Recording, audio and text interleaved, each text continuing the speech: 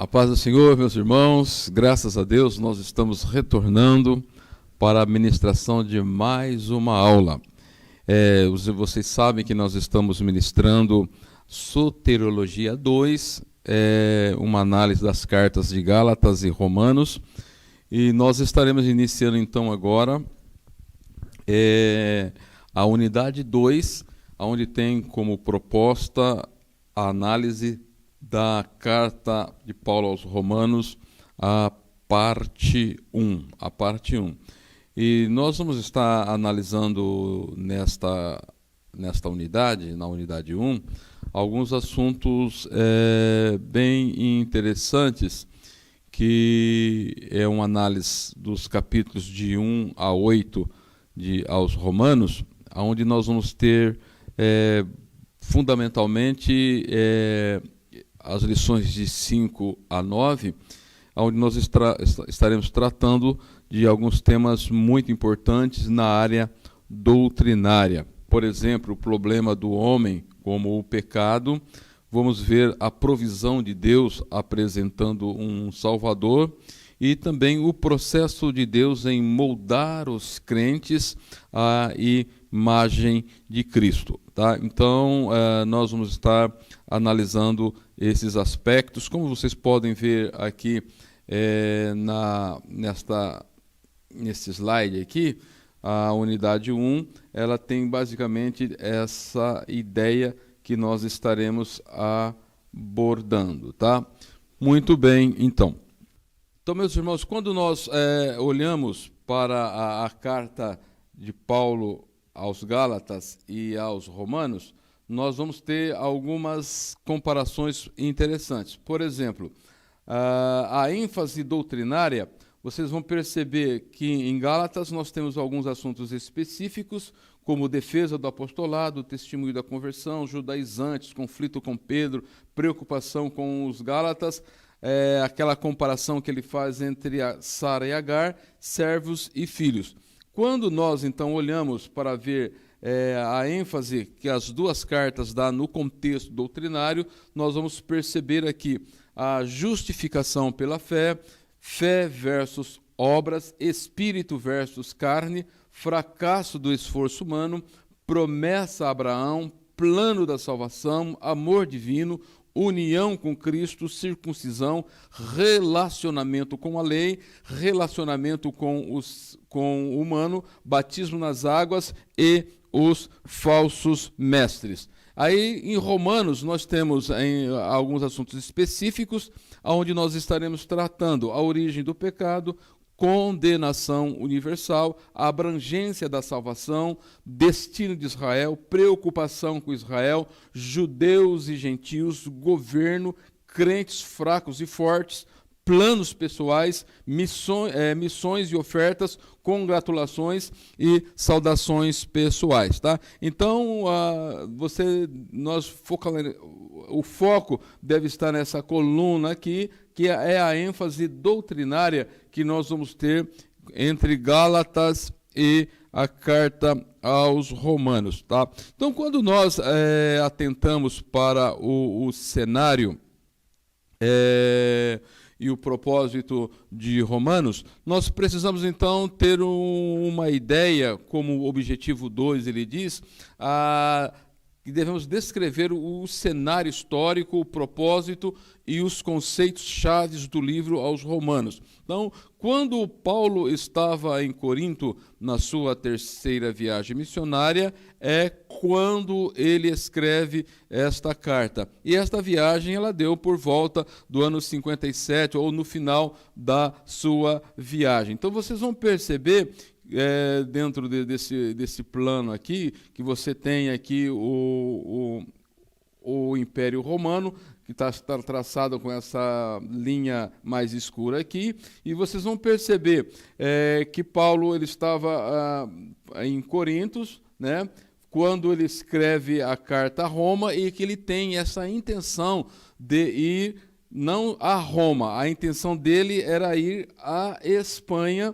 mas fazendo de Roma uma base missionária para este ministério. Tá? Então vocês vão perceber que nesse lado asiático aqui estavam as províncias da Galácia, onde ele desenvolveu a maior parte do seu ministério, pregando o evangelho, implantando igreja, como nas cidades da Antioquia, da Pisídia, Icônio, Filipe, Tessalônica, Corinto e Efésio. Então, nesse período, Paulo ele conclui, dentro do seu foro íntimo, o seu trabalho nesta região aqui, e aí é onde ele propõe, então, ir à Espanha, conforme informações textuais na carta ou no livro de Atos dos Apóstolos. Quando os irmãos leem o livro de Atos dos Apóstolos, nós vamos perceber isso quando ele vai intencionar esse desejo de ir, e ele descreve isso também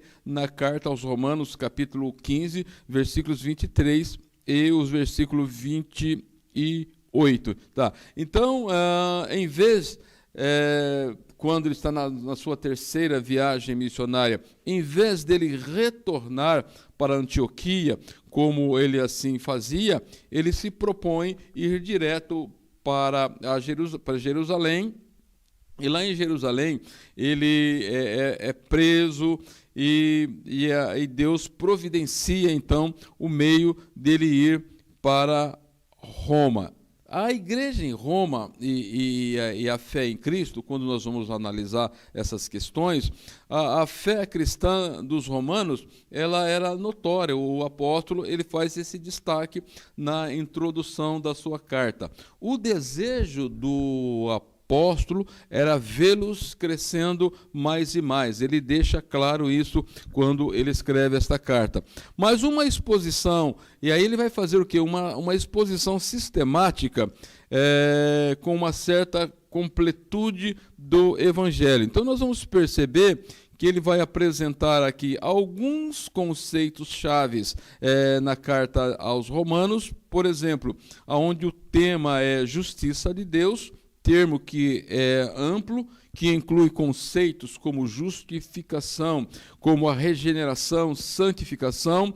O Evangelho, ele revela como podemos receber a justiça de Deus. Então, as palavras-chave que se destaca na carta de Paulo aos Romanos é fé, justiça, lei e pecado. E aí vocês vão perceber que nós vamos ter alguns versículos chaves, onde vamos desdobrar toda esta ideia, como temos lá em Romanos capítulo 1, dos versículos 16 a 17, e o capítulo 3 de Romanos, dos versículos 21 a 25.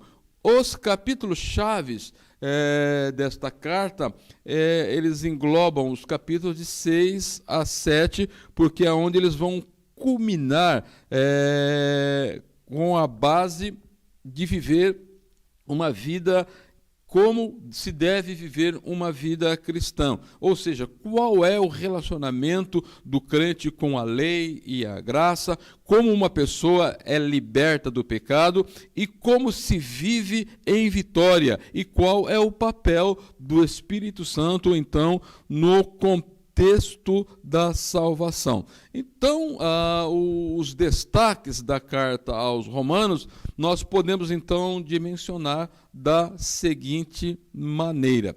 Primeiro, do capítulo 1, dos versículos 18 até o capítulo 3, versículo 20, nós temos o problema da humanidade relacionado ao pecado. Do capítulo 3, versículo 21, ao capítulo 5, até o versículo 21, nós temos a provisão de Deus, um Salvador.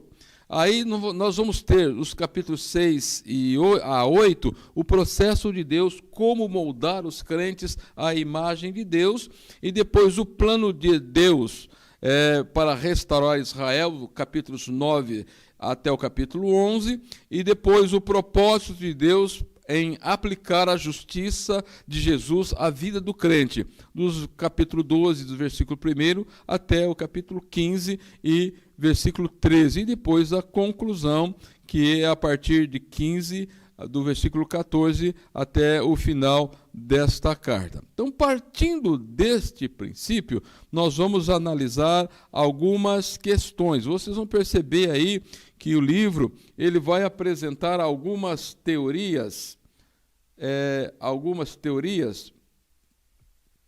só deixa eu pegar aqui, algumas teorias como esta igreja ela foi implantada. Tá?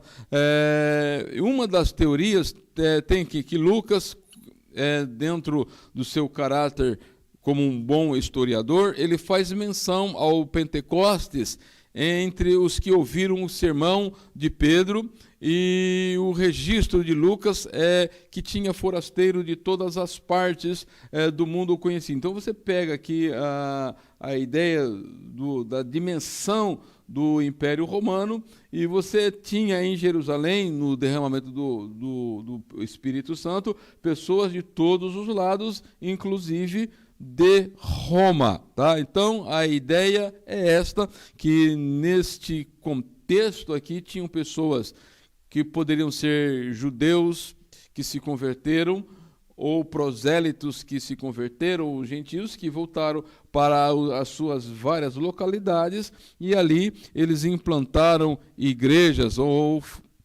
anunciaram o nome de Jesus. E aí temos mais duas alegações que vocês têm aí dentro do nosso manual.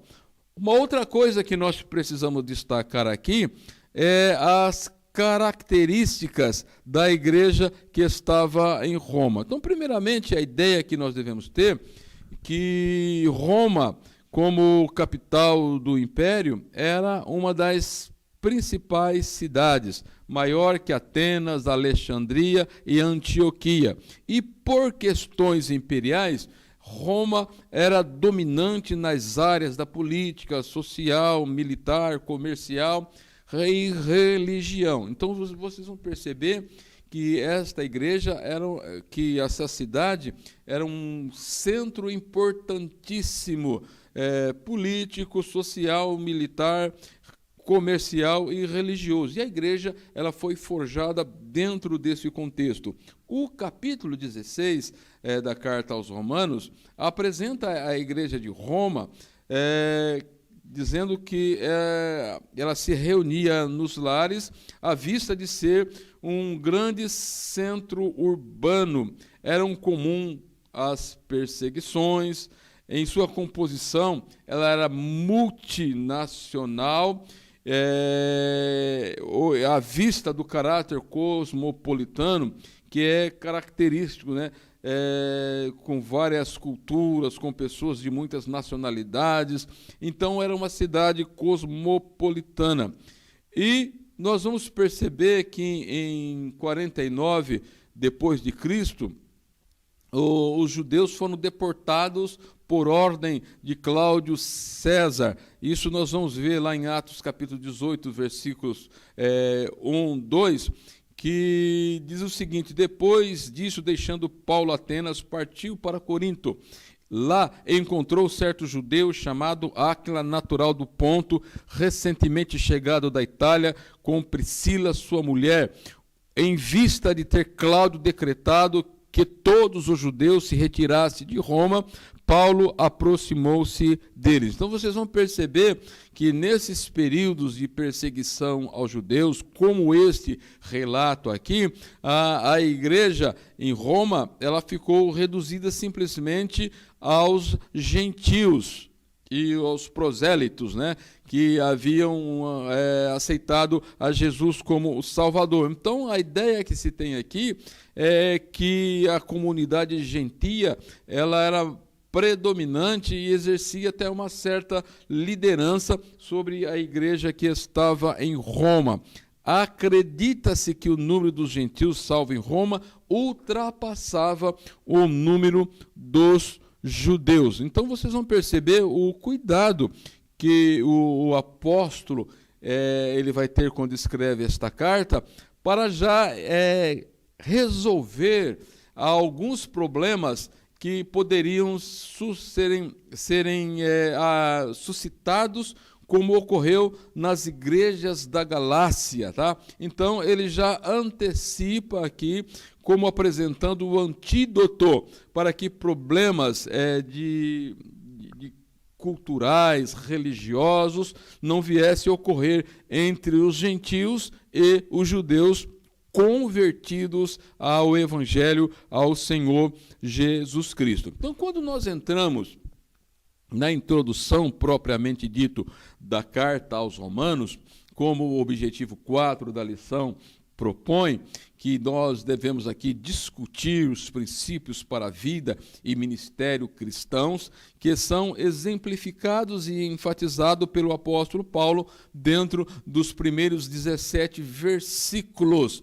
E como isso se aplica à própria vida e como se aplica ao ministério. Então vocês vão perceber que na saudação do apóstolo Paulo, quando você pega aí os primeiros 7 versículos, Paulo, primeiramente, ele se identifica, ele mostra, ele se caracteriza diante dos crentes que estavam em Roma, dizendo: Paulo, servo de Jesus Cristo, chamado para apóstolo, separado para o Evangelho. Nesta declaração, nós temos a citação das duas pessoas da Trindade. O Senhor Jesus, o Filho de Deus, e o próprio Pai aqui, tá? E esta é a visão exata que o apóstolo ele tinha de si mesmo, servo e um apóstolo de Jesus Cristo.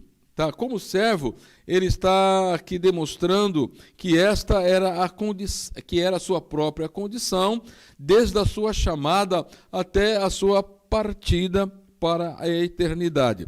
Sempre Paulo ele se colocou diante de Deus como escravo ou um servo cativo.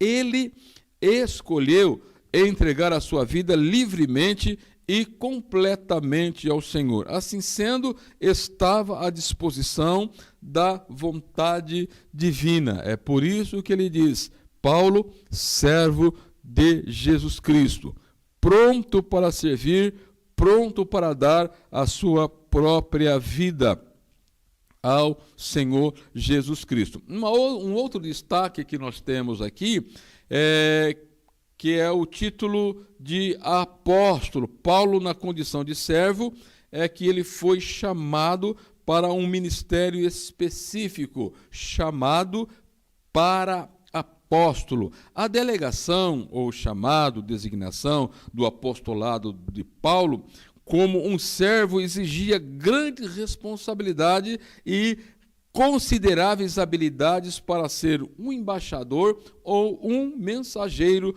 de Jesus Cristo. Então é por isso que ele diz, chamado para apóstolo. Vocês vão perceber que lá em Gálatas capítulo 1, versículo 1, ele vai dar esta ideia do seu chamado. Diz, Paulo, apóstolo, não da parte dos homens, nem por homem algum, mas por Jesus Cristo e por Deus Pai, que o ressuscitou dos mortos. Daí vocês vão perceber que ele vai utilizar aqui uma expressãozinha, separado para. Tá? Então, quando Deus deseja usar uma pessoa para o seu serviço, ele separa esta pessoa para o seu uso específico. Em virtude dessa separação, a pessoa ela se torna santo ou exclusiva para alguma coisa dentro do contexto de Deus. Está em foco, então, aqui o quê? A dedicação. E essa é a condição dos crentes ao serem separados do pecado, do mundo e feitos participantes da natureza divina e consagrados à comunhão e ao serviço de Deus por meio de Jesus Cristo. Temos duas coisas, então, aqui a considerar quanto à separação do apóstolo Paulo. Tá? Então, ser separado aqui equivale escolhido por Deus. Vejam só lá em Atos capítulo 9 e o versículo 15, o que ele diz aqui. Mas o Senhor lhe disse: vai, porque este é para mim um instrumento escolhido para levar o meu nome perante os gentios. Então, aquele que foi chamado é porque necessariamente ele foi escolhido.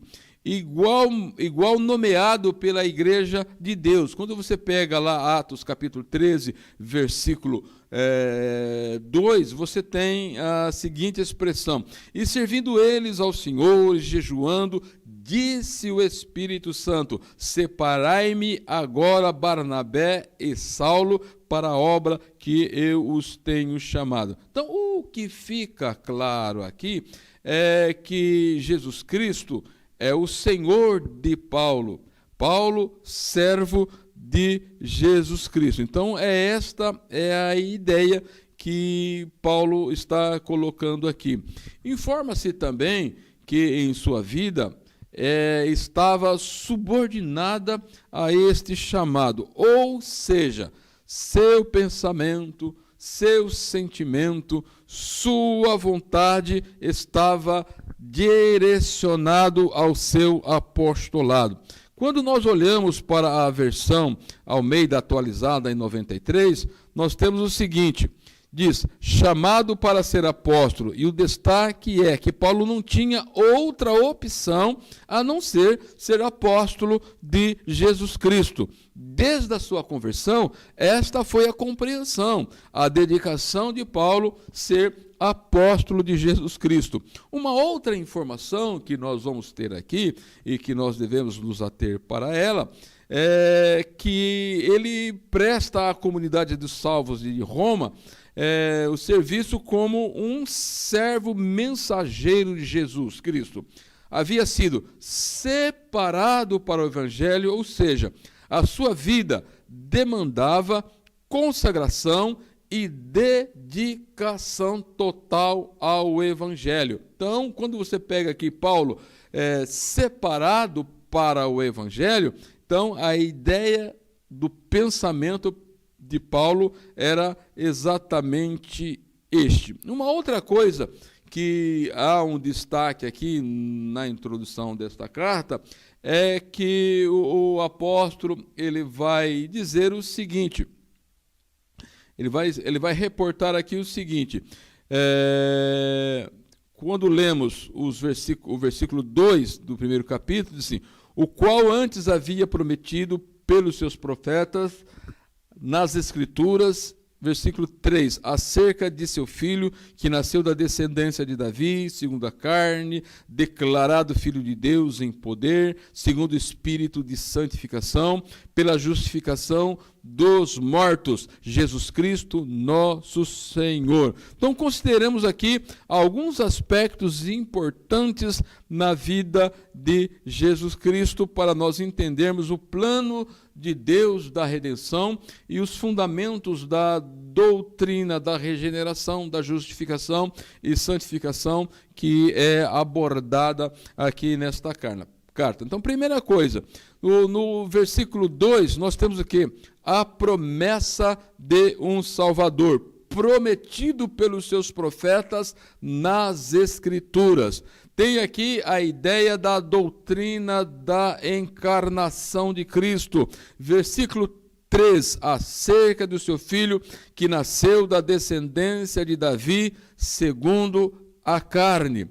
Temos também aqui a ideia da obra que Cristo realizou na cruz do Calvário, que quanto à sua morte, ressurreição, divindade e poder, que nós temos aqui no versículo 4, declarado Filho de Deus em poder, segundo o Espírito de santificação, pela ressurreição dos mortos. Se Cristo ressuscitou, pressupõe a sua encarnação, sua morte, seu sepultamento e a sua ressurreição. E aí depois ele vai falar sobre o derramamento do Espírito Santo, concedendo à igreja graça e o apostolado. No versículo de número 5, pelo qual recebemos a graça e o apostolado. E aí depois ele vai falar sobre a essência da grande comissão, tá? Declarado, quando ele diz no versículo 4 que ele foi declarado Filho de Deus em poder segundo o Espírito Santo, tá? Nós vamos perceber que uma das questões do apóstolo Paulo aqui no versículo 5, ele diz o seguinte: pelo qual recebemos a graça e o apostolado, que é a grande comissão aqui, para a obediência da fé entre todas as gentes em nome de Jesus. E quando ele coloca aqui entre todas as gentes, nós vamos ver as prerrogativas da grande comissão apresentada por Jesus, tanto em Marcos como em Mateus, e no início também, no capítulo 1 dos Atos dos Apóstolos. Então, a ressurreição de Cristo, ela é preponderante e dominante dentro do pensamento de Paulo, quando ele desenvolve as doutrinas dentro do contexto desta carta aqui. Então, é muito interessante nós percebermos aqui que a declaração do versículo 4 desta carta, ela tem relação com a obra da redenção realizada por Jesus Cristo. Quando nós pegamos Filipenses capítulo 2, versículos 8 e 9, nós vamos ter esta ideia. Tá? O versículo 8 diz o seguinte: e achado na forma de um homem, humilhou-se a si mesmo, sendo obediente até a morte, e morte de cruz. Versículo 9, pelo que também Deus o exaltou soberanamente e deu-lhe um nome que é sobre todo o nome. Então a obra da redenção, ela está inclusa dentro desta visão. Tá? Então ele vai estar apresentando aqui também o evangelho e a compreensão que o apóstolo Paulo ele tinha aqui do evangelho. Então, quando nós olhamos para os versículos 17 e depois a relação que vai haver com a pessoa de Cristo, vamos ver então a explicação que ele dá do Evangelho de Deus. Você percebe que no primeiro versículo ele diz que ele foi Paulo, servo de Jesus Cristo, chamado para ser apóstolo e separado para o Evangelho de Deus, ou seja, a obra da salvação, a notícia alvissareira da salvação, ela parte da soberana vontade de Deus. Então vocês vão perceber, Paulo diz que o Evangelho, ele revela a justiça de Deus, no versículo 17, e essa justiça está relacionada com a pessoa de Jesus Cristo. O Evangelho é uma pessoa, e esta pessoa é Jesus Cristo. E o Evangelho em si, ele destaca a morte, sepultamento, ressurreição, tá? E a ascensão de Cristo, e representada aqui no crente, aonde ele pode alcançar a sua salvação. Ele destaca também aqui a sua relação com o Evangelho. O versículo 1 do capítulo 5, ele diz o seguinte: pelo qual recebemos graça e apostolado para a obediência. Então ele destaca que foi por meio de Jesus Cristo que nós recebemos a graça ou o dom franqueado a todos para poderem serem salvos. O apostolado aqui já é a manifestação especial da graça de Deus relacionado ao ministério, inclusive que está atrelado, esse ministério está atrelado ao Evangelho. Ser apóstolo aqui está relacionado ao Evangelho de Deus. E aí ele destaca que a fé e obediência são inseparáveis. Quem tem fé obedece a Deus, e quem obedece a Deus é porque tem fé. O destaque é que Abraão, quando chamado, obedeceu, creu, confiou e obedeceu. Então você tem esta ideia. Paulo e Tiago também, ele trata aqui de algumas questões da fé e das obras no contexto da vida cristã. Tá? Não há conflito. Paulo, ele vai exemplificar aqui que o acesso à salvação é exclusivamente pela fé. Tiago já vai mostrar aqui que o exercício da fé para o salvo é exteriorizado através das obras. E vocês vão perceber que Paulo ele discute também muito bem a questão do crente, aquilo que ele é no seu interior, ele precisa exteriorizar. Ou seja, ele precisa oferecer os membros do seu corpo como instrumento para a glória de Deus. Tá? Uma outra coisa que Paulo ele destaca aqui no versículo 7 é a todos os amados de Deus em Roma, chamados para serdes santos. Tá? O versículo 7 ele dá esta ideia. O versículo 6, melhor dizendo. Tá? Então ele vai implicar aqui um chamado à santidade. Então observa-se que santificação, santidade e consagração são sinônimos, como são santificados e santos. Significa aqui que é a mesma coisa que fazer santo ou consagrar. A palavra ela tem esses significados, por exemplo, no sentido de viver uma vida santa e justa. Qual é a diferença, então, entre justiça e santidade? Qual seria a diferença? Então, vocês vão perceber que consagração é no sentido de viver uma vida santa e justa. A justiça, por um lado, ela representa a vida regenerada em conformidade com a lei divina. Os filhos de Deus andam retamente. Santidade de vida regenerada em conformidade com a natureza divina e dedicada ao serviço divino. Isso pede a remoção de qualquer impureza na vida da pessoa que possa estorvar esse serviço que nós estamos prestando a Deus. Muitos pais não perceberam, mas a esquerda tentou destruir a educação conservadora. E muitos deles só notarão os perigos do globalismo e do esquerdismo quando for tarde demais. Aparentemente, o Brasil venceu o risco de se tornar uma ditadura comunista, mas o desafio de educar nossos filhos fora do alcance de mentes diabólicas nunca foi tão urgente.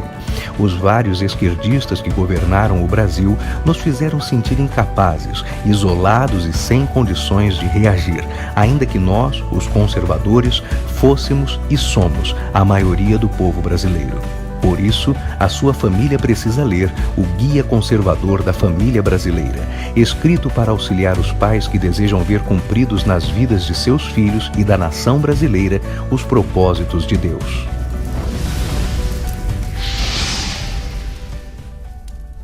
Então, quando Paulo dizia à igreja de Roma que eles foram chamados para serem santos em Cristo Jesus, aí temos a compreensão de ser amados de Deus e chamados santos, ou seja, separados para Deus e dotados de corações puros e dedicados a Deus, pois eram, pelo chamado divino, pertencentes a uma nova comunidade especialmente criada para as finalidades da suprema vontade de Deus. Daí vocês vão perceber que o apóstolo Paulo ele se propõe visitar Roma, tá? Ele vai dizer que por nascimento ele era hebreu, por cidadania era romano, e pela cultura ele era grego, e pela conversão ele se tornou servo de Jesus Cristo. Veja só a compreensão que Paulo ele tinha da sua vida, tá? E ele também se coloca na condição aí de um pecador, justificado por Deus, pela graça de Deus, pela fé e pelo sangue de Jesus Cristo e não pelas obras, tá? Então vocês vão perceber aqui que Lucas ele registra de maneira objetiva em Romanos, tá? Na sua terceira viagem que Paulo fez, essa questão que Paulo propôs em espírito, tá?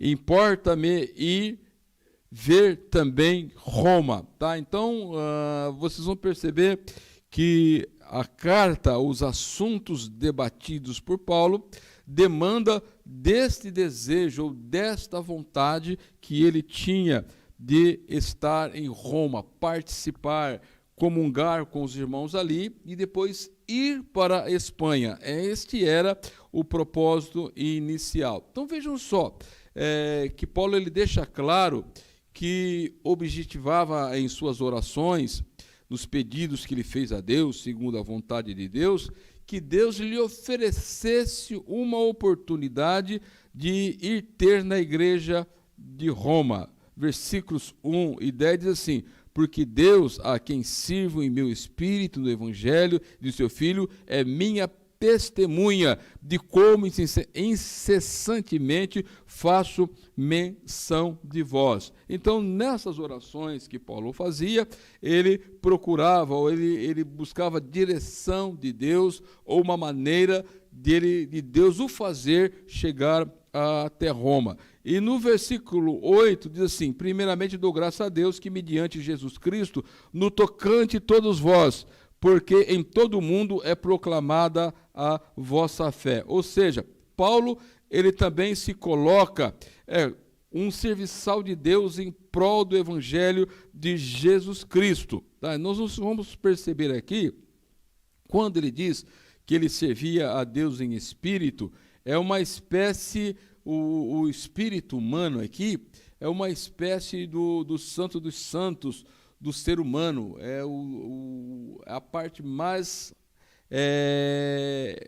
reclusa do ser humano, é o espírito humano. E Paulo ele diz que ele servia a Deus no seu espírito, de onde brotavam os seus anseios para cumprir os serviços a ele designado, pois o seu serviço era de natureza espiritual, o evangelho de seu Filho. Então, nessa visão tricotômica aqui do ser humano, o Espírito Santo, ele habita lá no nosso espírito e aonde ele coordena todas as nossas ações. E nessa proposta que ele coloca aqui, ele diz: olha, eu quero estar com vocês para poder repartir entre vós algumas verdades do Evangelho, a graça que o Senhor tem me dado.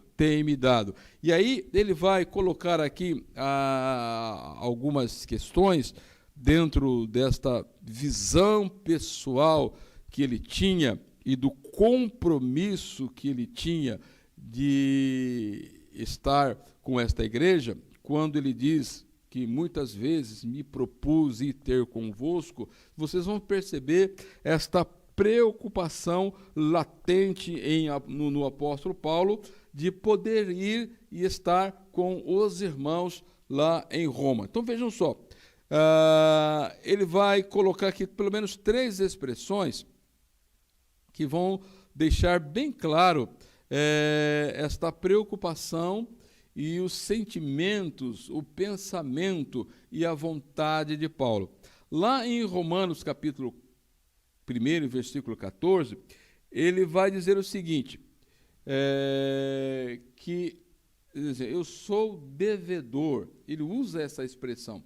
E nessa expressão refere-se àquele que está obrigado para com o mundo quanto à propagação do evangelho. Tá? Era uma obrigação diante das nações. Vejam só que o Senhor Jesus, ele disse aos 12, aos seus discípulos, melhor dizendo, e também aos apóstolos reunidos ali, que eles deveriam pregar o evangelho em todo o mundo. E Paulo, então, quando ele tem essa ideia assim, eu sou devedor, ele tem essa ideia que a obrigação para com o mundo, quanto à propagação do evangelho, ele não tinha dentro de si barreiras raciais e culturais. Ele era devedor, ele tinha a incumbência de pregar o evangelho tanto a gregos como a bárbaros, tanto a sábios como a ignorantes, tá? Então, ele tinha esta ideia aqui que pesava sobre ele esta obrigação. Era uma obrigação da parte de Paulo. E aí ele vai ainda no versículo de número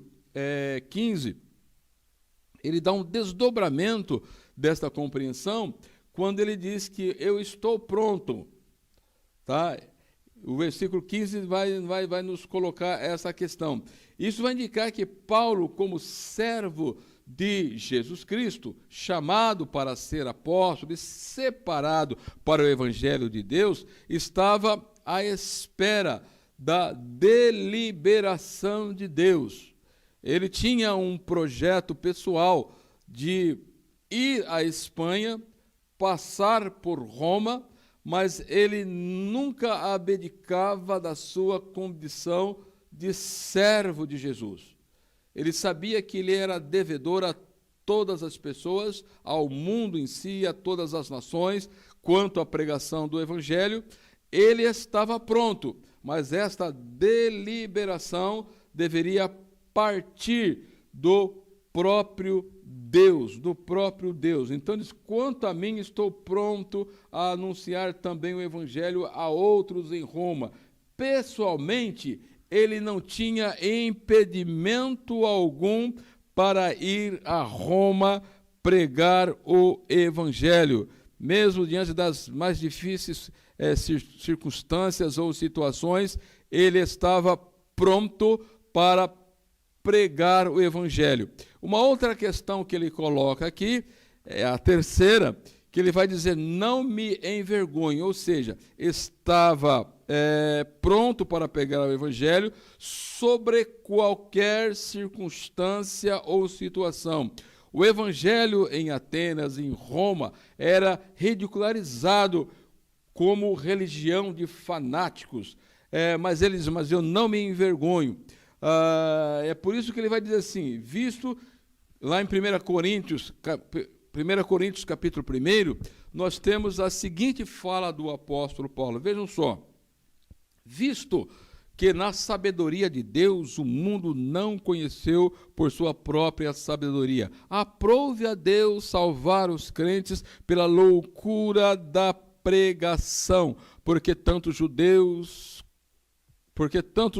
pedem sinal, como os gregos buscam sabedoria. Mas nós pregamos a Cristo, escândalo para os judeus, loucura para os gentios. Mas para nós que fomos chamados, tanto judeus como gregos, é poder de Deus e sabedoria de Deus. Então vocês percebem aqui a compreensão que Paulo ele tinha do Evangelho de Deus em si. E aí, nos versículos 16 e 17, então ele vai fazer aqui a apresentação do tema de Paulo nesta carta, onde ele vai desdobrar todo o pensamento teológico e a doutrina prática também.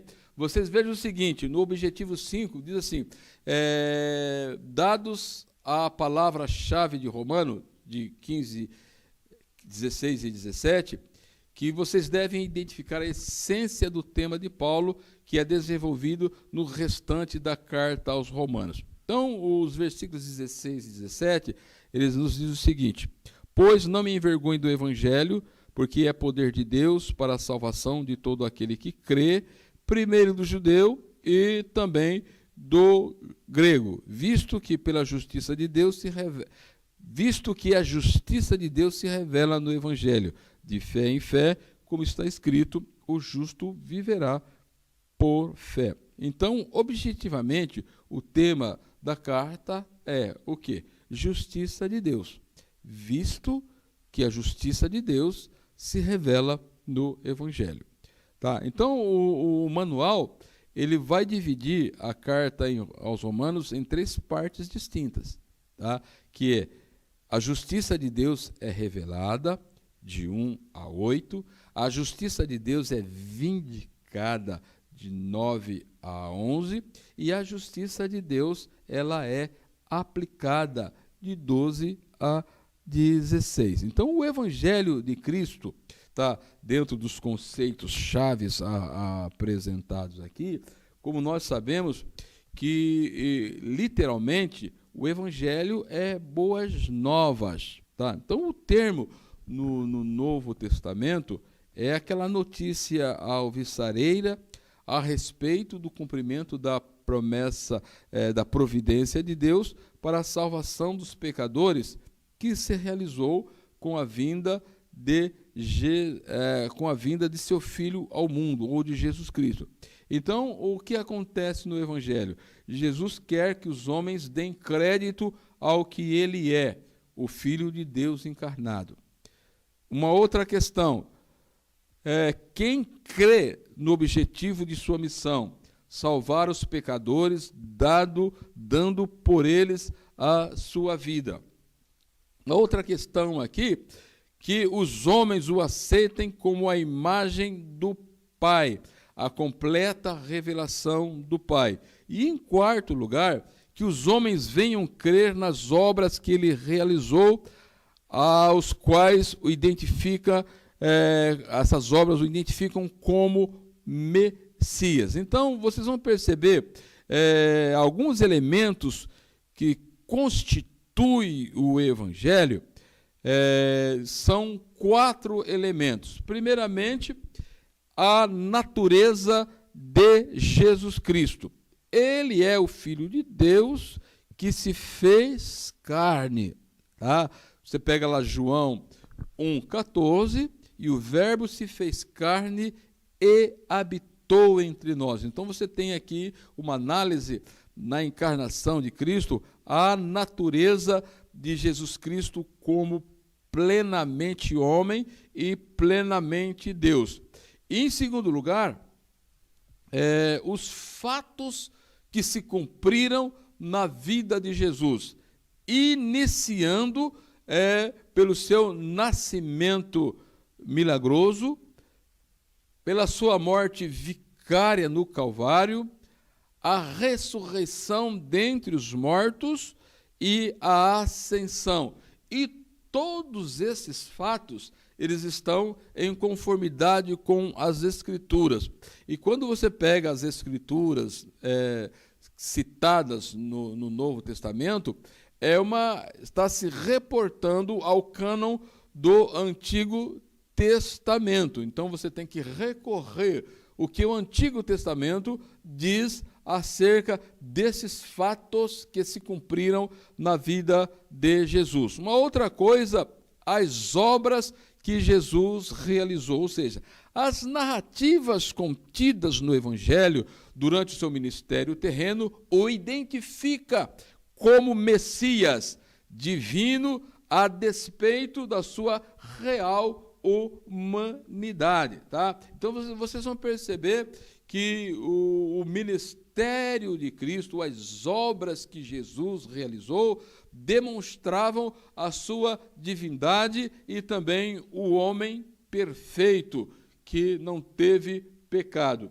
E, em quarto lugar, o Evangelho, ele é constituído também dos ensinos de Jesus. Apresenta os santos propósitos de Deus com ênfase escatológica, revelando o plano da salvação que culminará com a vinda de Jesus e o estabelecimento do reino eterno de Deus entre os homens. Tá? Então, o manual, ele apresenta as chaves do Evangelho. Então, uma das coisas que nós precisamos destacar aqui quando Paulo ele diz que ele não se envergonha do Evangelho de Cristo, que é poder de Deus para a salvação de todo aquele que crê, e ele vai dizer que no Evangelho se descobre a justiça de Deus, e ele vai dizer também que essa descoberta ela é de fé em fé, porque está escrito que o justo viverá da sua fé. Tá? Então, uma das coisas que nós precisamos ter em mente aqui, em primeiro lugar, que ou 4 palavrinhas que se destacam aqui, ou expressões que se destacam aqui. Primeiramente, é a salvação. O termo salvação, ele engloba aqui todos os benefícios da graça e da misericórdia de Deus quanto à restauração total do pecador. Então, quando nós verificamos o quadro nas páginas 148, vocês vão estar percebendo isso, vocês vão ter esta noção correta aqui, tá? Vocês vão perceber que tem aqui o sentido negativo, salvar é livrar pessoas. E depois no sentido positivo, salvar é conduzir pessoas a um estado de justiça, de santidade, de liberdade, de bem-aventurança. Enquanto no aspecto, no sentido negativo, é livrar as pessoas da culpa do pecado, da poluição do pecado, da escravidão do pecado, da punição do pecado, que engloba aqui alienação de Deus, ira de Deus e morte eterna. Então, quando você analisa a salvação no bojo que ela traz, você precisa analisar tanto a morte de Jesus, os atos salvíficos que Jesus realizou na cruz do Calvário e os aspectos da salvação que são aplicados na vida do cristão quando ele se converte e quando ele recebe Jesus como Salvador. Uma outra questão que nós temos aqui, que a salvação é para todo o que crê, todo o que crê. Então, os atos da salvação estão disponíveis a toda a humanidade caída. A condição para aceitar ou a aceitação da mesma é crer no Evangelho ou crer em Jesus Cristo. É por isto que uma das missões da igreja, quanto ao Evangelho, é pregar o Evangelho. Não é fazer firula com o Evangelho, mas é pregar a mensagem sacrossanta do Evangelho. É não ficarmos discutindo as questões da predestinação. Não, a nossa questão aqui é pregar. Nós vamos ver mais na frente a questão da predestinação, mas Paulo, ele inicia o Evangelho mostrando o tema desta carta, que a salvação é de todo aquele que crê. Então, a condição é crer. E como a pessoa vai crer? Ela precisa ouvir esta mensagem. E como ela ouvirá esta mensagem? A igreja precisa pregar esta mensagem. Um outro destaque que nós temos aqui é a palavra justiça de Deus, que está englobada no tema desta carta. Veja que a justiça de Deus aqui, ela é aplicada no contexto da salvação, tá? Como Deus, ele é justo, como Deus, ele age sem macular a sua retidão, sua santidade no contexto da salvação. Note-se que ela está inserida, essa justiça aqui, ela está inserida no Evangelho, ou no próprio Cristo. Que o Evangelho aqui é a pessoa de Cristo, tá? É pelo ato da pregação, então, que a pessoa, ela descobre a justiça de Deus. Se não pregar o Evangelho, a pessoa não tem como descobrir esta justiça de Deus de maneira objetiva. De maneira objetiva. E, por outro lado, nós temos também o quê? A fé. Tá, então nós vimos salvação, que ela engloba todos os benefícios da graça e da misericórdia de Deus. Vemos que, para se obter a salvação, a pessoa, ela precisa crer, e ela só vai crer se a mensagem ela for pregada de maneira adequada. E quando ela ouve e crê, ela descobre a justiça de Deus, porque ocorreu dentro dela o quê? A fé. E a fé, ela está relacionada como o posicionamento correto que leva ao relacionamento certo com Deus, como vida correta, conduta diária com Deus. Então a fé, ela tem esse relacionamento glorioso na vida da pessoa que aceita a Jesus como seu Senhor e Salvador. Então vejam só que o conceito de Paulo aos Romanos do Evangelho aqui, como poder de Deus para a salvação, vocês vão perceber pelo menos 3 coisas aqui. Então ele fala da natureza do Evangelho. O Evangelho, na sua natureza, que é Cristo, é o poder do próprio Deus atuando na vida dos homens. Então, quando a pessoa ela aceita Jesus como seu Salvador, o Espírito Santo vem morar na vida da pessoa, tanto o Pai como o Filho também reside na vida da pessoa. Então a natureza do Evangelho é o próprio Deus atuando na vida dos homens que se rendem a Jesus pela pregação do Evangelho e por obra do Espírito Santo. A finalidade do Evangelho tem como premissa exclusiva salvar os homens dos seus pecados. Esta é a premissa do Evangelho. Objetivo do Evangelho: o homem como indivíduo e trata antes de qualquer coisa com a sua relação individual com Deus. É por isso que salvação é pessoal. Depois de salva, a pessoa ela é reunida no corpo de Cristo, que é a igreja. E aí um outro conceito que Paulo tem aqui é o meio de operação do Evangelho.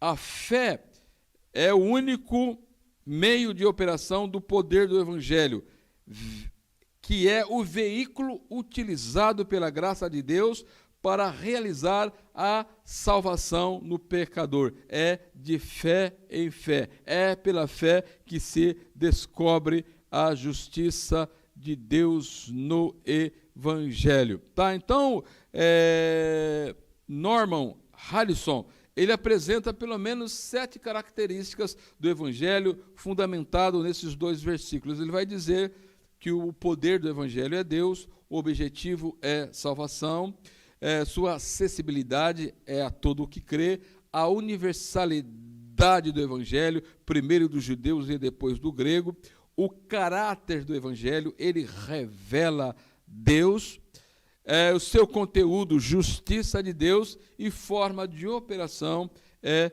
de fé em fé. É de fé em fé. Então, quando nós olhamos basicamente para esse contexto aqui, nós vamos nos debruçar naquilo que Paulo ele diz na carta aos Romanos, lá, capítulo 10, dos versículos 8 a seguir, que ele vai resumir um pouco toda essa dinâmica ou toda a economia que se envolve a grande comissão, tendo a igreja como proclamadora do Evangelho, com o alvo de alcançar todo aquele que crê.